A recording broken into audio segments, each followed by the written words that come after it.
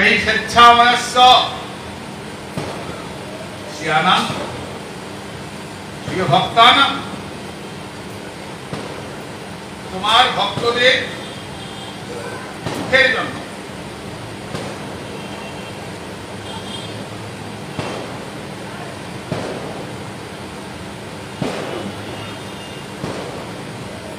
তোমার ভক্তের সুখের জন্য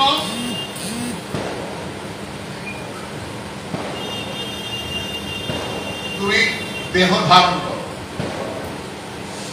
তুমি নিজে বলেছ ভক্ত চিত্ত বিনোদার্থম করোমি বিবিধা ক্রিয়া। ভক্ত সুখের জন্য আমি করতে পারি না এমন কিছু নাই। তুমি ভক্ত সুখের জন্য মৎস্য অবতার হতে পারো, কুর্ম অবতার হতে পারো, করেছিলেন না? কচ্ছপ হয়ে মন্দার পর্বতকে ধারণ করেছিলেন। তুমি নৃসিংহ অবতার হতে পারো, তুমি বরাহ অবতার হতে পারো। ভক্ত সুখের জন্য, জগৎকে রক্ষা করবার জন্য তুমি সব কিছু করতে পারো ঠাকুর। স্বেচ্ছাময়স্য, ভক্তের ইচ্ছাই তোমার ইচ্ছা, তুমি সব কিছু করতে পারো। তোমার এই মূর্তি পঞ্চভূতের অতীত। পঞ্চভূত কি মা? ক্ষিতি, অপ, তেজ, মরুদ, বম, আকাশ। ক্ষিতি মানে মাটি, অপ জল, তেজ আগুন, মরুদ বাতাস, বম আকাশ।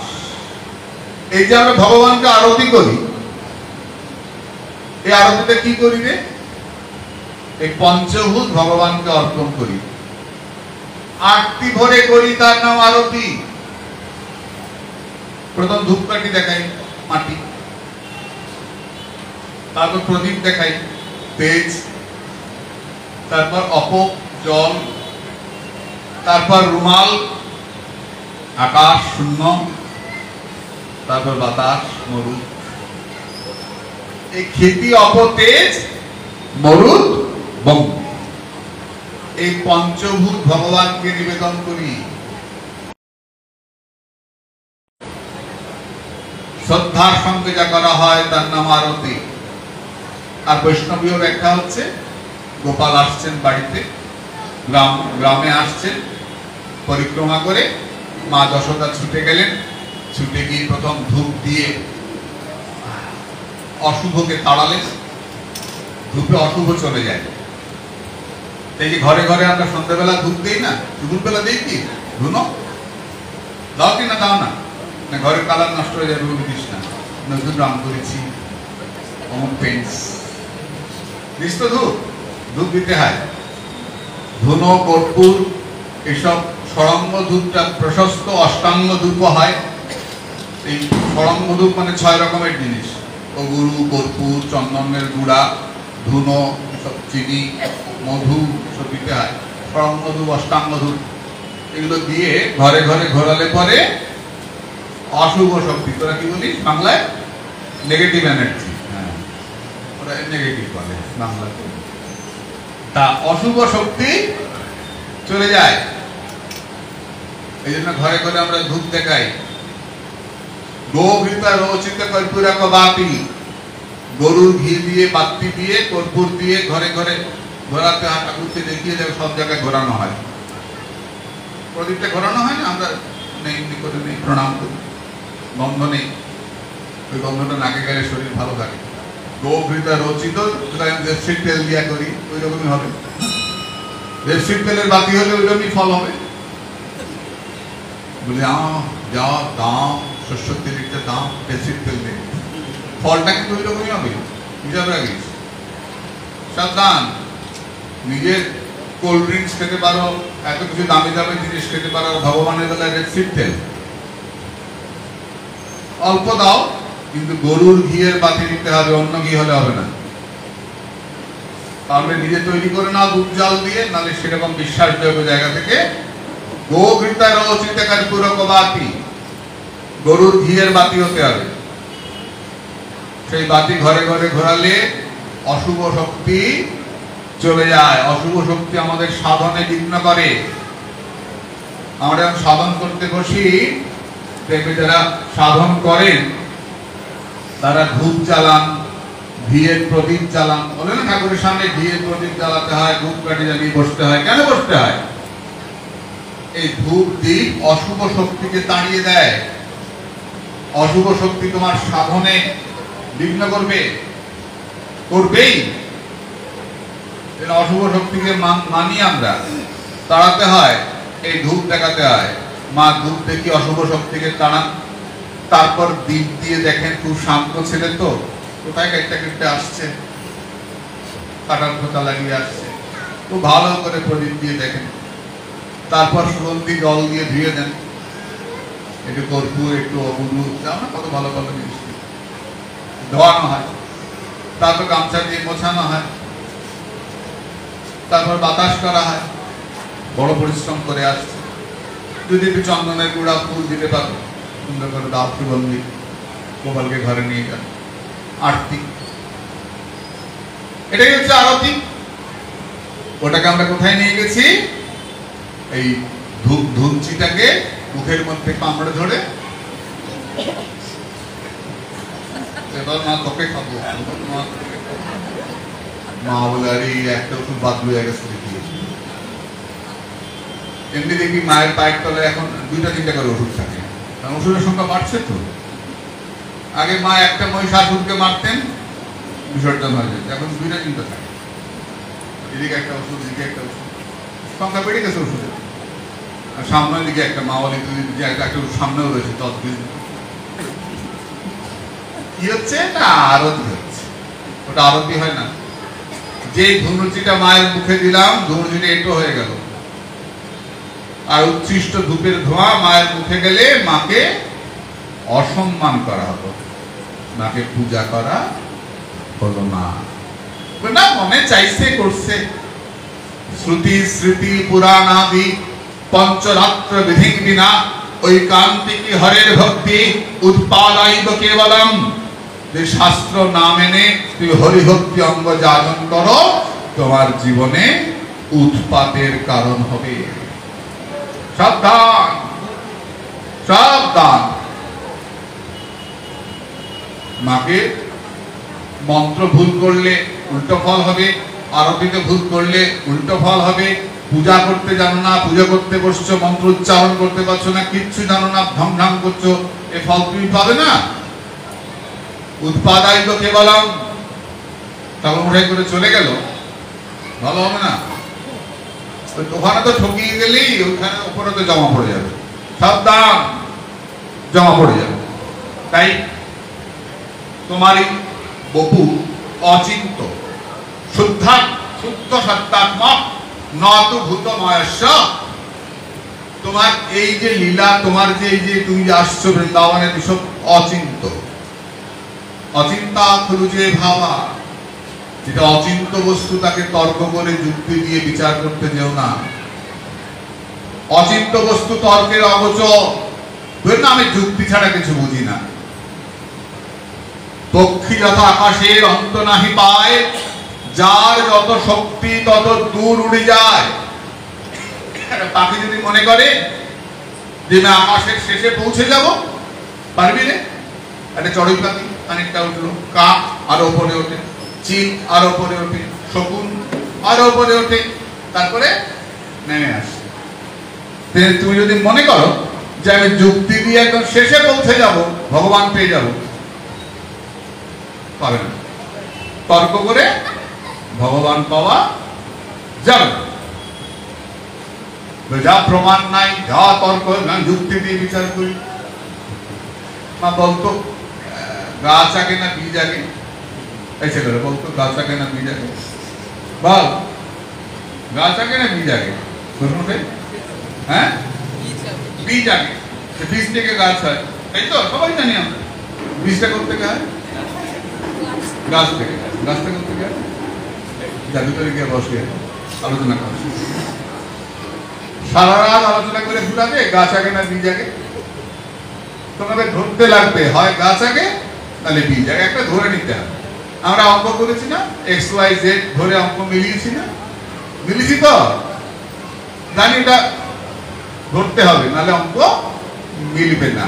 তেমনি জীবনের অঙ্ক মিলতে হলে তোমাকে ঈশ্বরের পাদপদ্ম ধরতে হবে, তার চরণাশ্রয় করতে হবে। আশ্রয় লইয়া ভজে তারে কৃষ্ণ, নাহি তজে আর সব মরে অকারণ।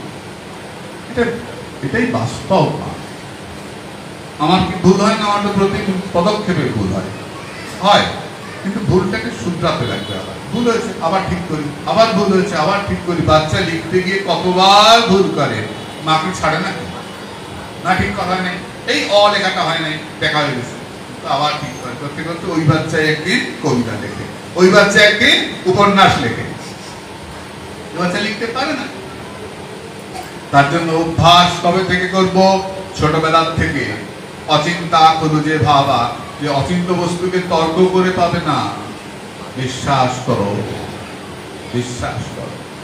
ছোটবেলায় জটিলের গল্প পড়েছিলাম, জটিলের মা বলে দিয়েছিল, বনে তোর মধুসূদন দাদা আছে, দই দেবে, বলেছিল না?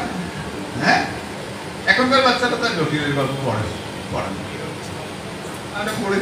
এখনো মনে পড়লে মনটাকে উদাস হয়ে যায় না? পড়েছি, মধুসূদন দাদা ভগবান এসছেন, দই দিয়েছে।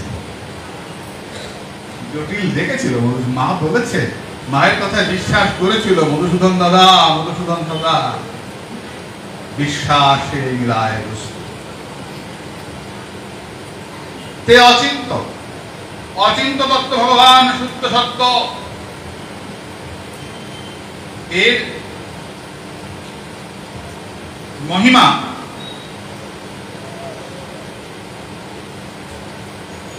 জানা সম্ভব না, যুক্তি দিয়ে সম্ভব না। তিনি কৃপা না করলে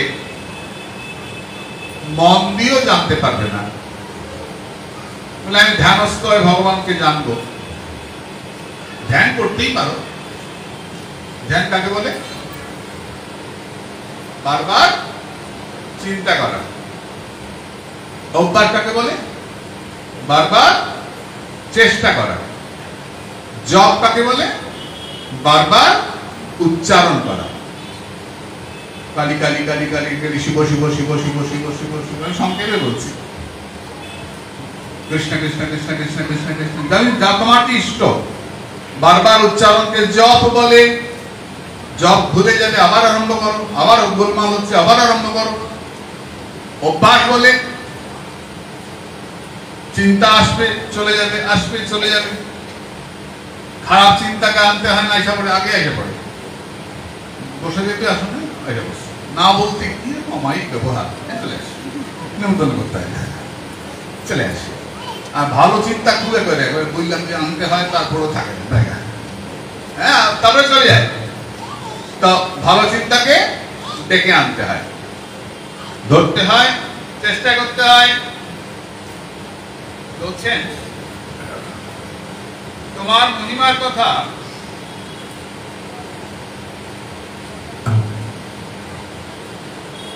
কেউ ধ্যান করেও পায় না যদি তোমার কৃপা না হয়।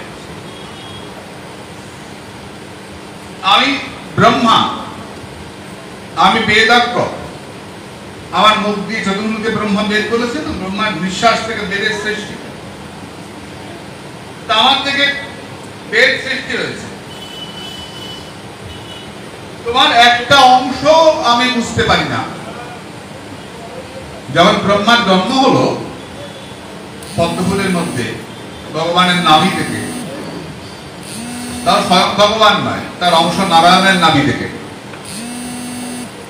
যখন ব্রহ্মার জন্ম হলো, ব্রহ্মা পদ্মের ডাঁটি দিয়ে নামলেন, নামতে নামতে ডাঁটির শেষ পেলেন না, আবার উঠে গেলেন। উঠে ভাবছেন কি করব, এই সময় একটা শব্দ উঠল, তপ বলছেন তপমে হৃদয়ং সাক্ষাৎ আত্মানাং তপভুবনঃ। তপস্যা আমার হৃদয়, তপস্যার দ্বারা আমি জগৎ সৃষ্টি করি। তপস্যা কাকে বলে? বৈধ ক্লেশজনক কর্ম, যে কর্ম করতে কষ্ট হয় কিন্তু শাস্ত্রে করতে বলেছেন, তার নাম তপস্যা। একাদশী করতে কষ্ট হয়, শাস্ত্রে বলেছেন তোমাকে একাদশী করতেই। বুঝুম বাজুম দিয়ে আমরা অনেকেই বলি আমি ব্রহ্ম, আমাকে ব্রহ্ম জানতে হবে, আমার একাদশীর সঙ্গে কি সম্পর্ক ইত্যাদি বলেন। শাস্ত্র বাক্য মানতে হবে। ন ভোক্তব্যম ন ভোক্তব্যম সম্প্রাপ্তে হরিবাসরে, ন ভোক্তব্যম ন ভোক্তব্যম ন ভোক্তব্যম হরের দিনে, হরিবাসর তিথিতে একাদশীতে ভোজন করিবে না, ভোজন করিবে না, ভোজন করিবে না। কষ্ট হয় না? কষ্ট হোক, সংসারের জন্য তো অনেক কষ্ট করো। ছেলেকে কলেজে ভর্তি করার জন্য ওই দামি স্কুলে আমার ছেলে চান্স পেয়েছে, আমার মেয়ে সকাল থেকে লাইন দিয়ে বাপুরা দাঁড়িয়ে দিয়েছিল। বাবা মা তো বলছে লাইন দিয়ে দাঁড়িয়ে ফর্ম তোলো না, কত কষ্ট করো সংসারের জন্য, সব কিছুতেই লাইন তোলো। ভগবানের জন্য কষ্ট করতে পারো না? কষ্ট করবে। হ্যাঁ কষ্ট হয়, একাদশীতে রোদের মধ্যে যারা ক্লাস করে বা যারা বেশি পরিশ্রম করে কষ্ট তো হয়, করবে। তপস্যা, শরীর ভালো থাকবে, আত্মসংযম বাড়বে। কারণ বলে আমার খুব, আমি তো থাকতেই পারি না, আমি তো এসি ছাড়া থাকতেই পারি না, আমি তো তেল মশলা ছাড়া খেতেই পারি না। খুব তাড়াতাড়ি পয়সা জমা, বাইপাস করবি, অপেক্ষা কর, বাইপাসের সময় টোড়ক হইবে, টোড়ক হলে বাইপাস হবে না? হবে। যত ভোগ করবে তত রোগ বৃদ্ধি হবে, ভোগে রোগ বৃদ্ধি। তাই তোমাকে তপস্যা করতে হবে। তপস্যা করতে হলে বনে যেতে হবে না, ঘরে থেকেই তপস্যা করতে হবে। ঘরে থাকো। তাবৎ কর্মাণি কুর্বিত ন নির্বিদ্যেত যাবত মত কথা শ্রবণ আদৌ বা শ্রদ্ধা যাবত না জায়তে। ভাগবত বললেন সংসারে কর্ম করো। কে বলেছে সংসার করলে ঈশ্বর সাধন হবে না, তপস্যা হবে না? কর্ম করো, তার সঙ্গে সঙ্গে মত কথা, আমার কথা শ্রবণ, কীর্তন, ধ্যান এগুলো করো। করতে করতে মনটা যখন তৈরি হবে তখন সবকিছু আমার চরণে সমর্পণ, তখন তুমি বৈরাগ্য নিয়ে নিও, কেউ না করো। তার জন্য তোমাকে তপস্যা করতে হবে। আমাদের বর্তমান সমাজে যত তপস্যা কমে যাচ্ছে, যত আমরা ভোগমুখী হয়ে যাচ্ছি, তত আমাদের পতন হয়ে যাচ্ছে। আমাদের ভারতবর্ষে লক্ষ্য করে দেখো মা, আমাদের আদর্শ কিন্তু ত্যাগ। লক্ষ্য করি ছেলেরা, আমরা সবাই বড়লোক হতে চাই, আমরা সবাই চাই আমার এটা ফ্যাশন হবে, আমার স্টাইল আছে, আমি বড়লোক হব। কিন্তু কখনো দেখবি না আমরা বড়লোকের ফটো বসিয়ে পূজা করি। কারো বাড়িতে দেখবি না যে উনি ভারতের সব থেকে বড় লোক, উনার ফটো বসিয়ে। কারো বাড়িতে আছে বড় লোকের ফটো পূজা করে। আমরা পূজা যখন করি তখন কিন্তু ল্যাংটা, লেংটি পড়া, সাধু, চট পড়া, জট মাথায়, এইসব এদের পূজা করি। কেন? আমাদের রক্তের মধ্যে ত্যাগ মিশে আছে। আমরা ভোগী বটে, কিন্তু অন্তরটা ত্যাগকে শ্রদ্ধা করে। আমরা বড় লোকের ফটো মূর্তি বসাই, বড় লোকের মূর্তির সিংহাসনে বসাই, ফটো বসিয়ে পূজা করি না। মনে মনে ভাবি আমি অমুকটা হবো, অমুক নায়ক হবো, অমুক নায়িকা হবো। নায়ক নায়িকাকে পূজা করি, সাধুকে পূজা করি, যারা ত্যাগী তাদেরকে পূজা করি। আমাদের ভেতরে ত্যাগ আছে, তাই তোমাকে তপস্যা করতে হবে, করতেই হবে। নানা পন্থা বিদ্যায়নায়, এছাড়া পথ নাই। তাই ভগবান তোমার অংশ নারায়ণ, তার মহিমায় আমি বুঝতে পারি নাই, ব্রহ্মা বলছেন তার মহিমাই বুঝতে পারি নাই। আর তুমি তো স্বয়ং ভগবান, তোমার মহিমা কি করে বুঝবো? তোমার মহিমা কি করে বুঝবো প্রভু? আমি বুঝতে পারি নাই। হে ভগবান, তুমি সাক্ষাৎ অবতারী, তুমি সকলকে অবতীর্ণ করাও। তুমি আমাকে কৃপা করার জন্য বৃন্দাবনে এসছো। কি করে বুঝলেন তোমায় কৃপা করছি? প্রথম নারায়ণ দেখলাম, এখন কৃষ্ণ দেখছি। প্রথম নারায়ণ দেখলাম, এখন কৃষ্ণ দেখছি। বিশ্বনাথ চক্রবর্তী বাল বলছেন, বলি যেমন যারা কৃষ্ণ দর্শন করে ওই গোপবেশ বেণুকর নবকিশোর নটবর, তাদের নারায়ণ দেখলে আনন্দ হয় না। গোপকুমার বৃহৎ ভাগবতামৃতে তিনি বৈকুণ্ঠে গেলেন, নারায়ণ তাকে বললেন, তুমি কি আমাকে দেখে খুশি হয়েছ? বললেন না। কেন? আমি কৃষ্ণ দেখতে চাই। এই কথা। নারায়ণ কৃষ্ণ হয়ে গেলেন, হয়ে বললেন, তুমি কি আমাকে দেখে খুশি হয়েছ? গোপকুমার বললেন না। কেন? আমি কৃষ্ণ দেখতে চাই, কিন্তু বৈকুণ্ঠে থেকে নয়, এটা ঐশ্বর্য ভূমি, এখানে আমার নারায়ণ বুদ্ধিটা যায় নাই, ভগবত বুদ্ধি যায় নাই। বৃন্দাবনের ধুলায় গড়াগড়ি দিয়ে হা কৃষ্ণ বলে কেঁদে কেঁদে আমি কৃষ্ণ দেখতে চাই।